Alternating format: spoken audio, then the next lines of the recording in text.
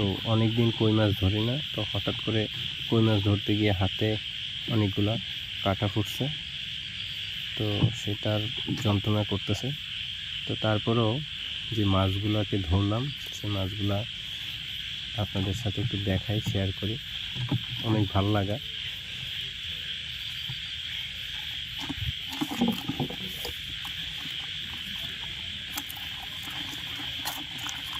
কত পিস মাছ ধরলাম সেটা এখনো বলতে পারতেছি না, মোটামুটি হবে।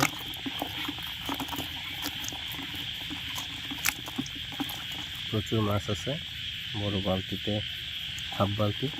তো বড় মাছগুলো বেশিরভাগটাই নিচে আছে, ছোট ছোট মাছগুলো দাবাদাবি করতেছে। তো এখন আপাতত ভিডিও এটুকুই, বাকিটা